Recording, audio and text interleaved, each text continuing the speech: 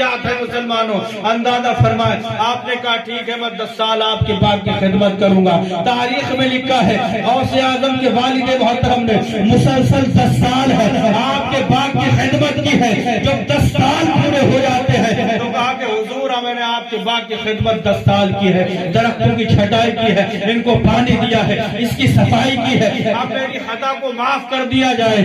آپ نے فرمایا دوسری شرط ایک اور میں پیش کرتا ہوں، کہو کیا ہے؟ کہا کہ میری ایک بیٹی ہے جو اپاہج ہے، ہر طرح سے معذور ہے، اور میں چاہتا ہوں کہ تمہارا نکاح اس سے ہو جائے۔ اب حضرت ابو صالح موسیٰ جنگی دوست بڑے حیرت میں پڑ گئے، بڑے پریشان ہو گئے، یہ کیوں کر ہو سکتا ہے؟ اپنی پوری زندگی ہم ایک اپاہج لڑکی کے ساتھ گزارے، یہ مشکل مسئلہ ہے، یہ غیر ممکن ہے، لیکن یہ سوچتے ہیں کہ اللہ تبارک و تعالیٰ نے اس زندگی کو چند روزہ رکھا ہے، دنیا مسافر خانہ ہے، آخر مرنے کے بعد وہی رہنا ہے، اور اس زندگی پر اس زندگی کو کامیابی دی ہے۔ کہا کہ سنیں یہ دنیا آخرت کی ہے، دنیا کوئی مسئلہ نہیں ہے، آخرت کی زندگی ہمیں قبول ہے۔ کہا کہ حضور اگر اس خطا کے عوض میں ہمیں آپ کی بیٹی سے نکاح کرنا ہے تو ہم تیار ہیں آپ کی بیٹی سے نکاح کرنے کی۔ سبحان اللہ، نعرہ تکبیر، نعرہ رسالت، نعرہ غوث البرا، نعرہ تکبیر، نعرہ رسالت۔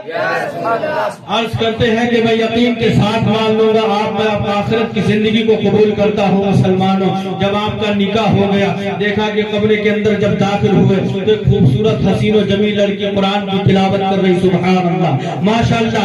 آپ پلٹ کے باہر آئے اور اس قدر پلٹے کہ آپ کے دروازہ سر میں لگا، خون بہنے لگا۔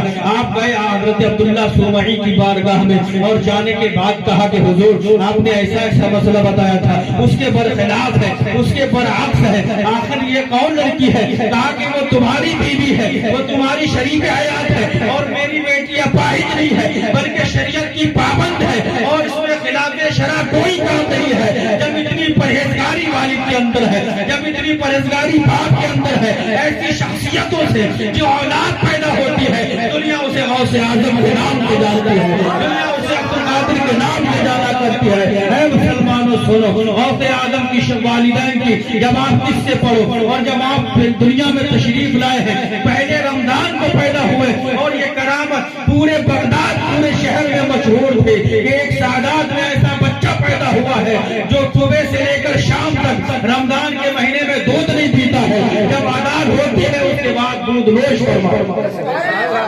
رہے، پابند احکام شریعت، ابتدا ہی سے نہ چھوٹا شیر خواری میں بھی روزہ غوث واپس سے بولے سبحان اللہ۔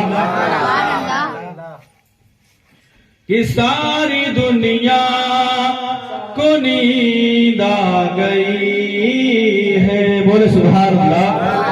کہ ساری دنیا کو نیند آ گئی ہے، کہ ساری دنیا کو نیند آ گئی ہے، ان کا دیوانہ بیدار ہے،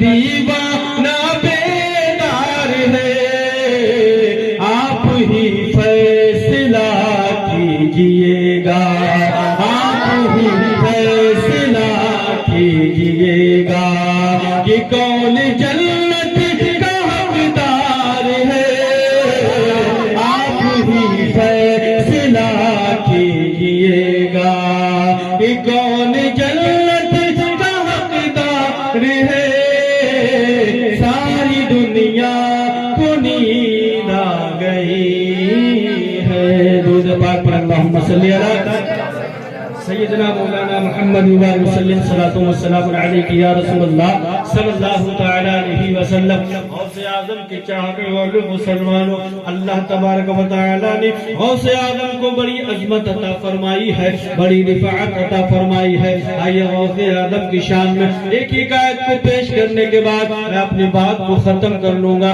آقا غوث اعظم رضی اللہ تعالی عنہ کی شان میں شیخ محدث عبدالحق دہلوی رحمۃ اللہ تعالی علیہ نے لکھا ہے، سنو، یہ وہ محدث ہیں جنہوں نے ہندوستان میں علم حدیث کو رائج کیا ہے۔ آپ فرماتے غوث اعظم نے فرمایا میں نے 15 سال تک مسلسل عشاء کے وضو سے वजू से मैं कुरान पढ़ता था और उसको फजर से पहले मुकम्मल कर दिया करता था और 40 साल तक मुसलसल मैंने ईशा के वजू से फजर की नमाज को अदा कर दिया है। ऐ लोगों सुनो तो सही, गौसियत का ताज अल्लाह ने जिन्हें अता फरमाया है और गौसियत और अब्दालियत का ताज जिसे अल्लाह ने अता फरमाया है वो गौसे आदम है मुसलमानों, जिनकी इबादत की शान नहीं है, जिनकी इबादत की मिसाल बंदा पेश नहीं कर सकता है, वही गौसे आदम रज़ी अल्लाह तआला अन्हु है। उनसे पूछा गया, ऐ गौसे आदम ये तो बताएं आपको आपकी विलायत का इल्म कब हुआ, यानी आपको कब पता चला कि आप अल्लाह के वली हैं? तो आप फरमाते सुनो मुझे कब पता चला, जब मैं मकतब में जाया करता था तो मैंने देखा कि पीछे पीछे फरिश्ते आया करते थे, सुभान अल्लाह। और जब मैं मकतब में दाखिल हुआ करता था तो एक आवाज आती थी, इफ्तहू लिवली अल्लाह, अल्लाह के वली के लिए जगह को कुशादा कर दो। तो इससे मुझे एहसास हुआ कि अल्लाह ने हमें वली बनाकर दुनिया पे भेजा है।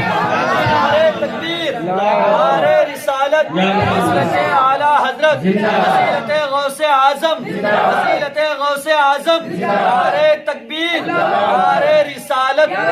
बेशुमार करामत गौसे आजम को अल्लाह रब्बुल इज्जत ने अता की है और करामतें वो जो औलिया इकराम से साबित होती हैं, बंदे की समझ में ना आए लेकिन अल्लाह का वली वो काम करके दिखा दे तो उसको करामत कहा जाता है। आइए मैं आपको बताऊं गौसे आदम की बड़ी शानदार करामत है, जिसको कहा गया तुझसे दर से सर और सर से है मुझको निस्बत, मेरी गर्दन में भी है दूर का डोरा तेरा और क्या दबे जिसपे हिमायत का हो पंजा तेरा, शेर को खतरे में ला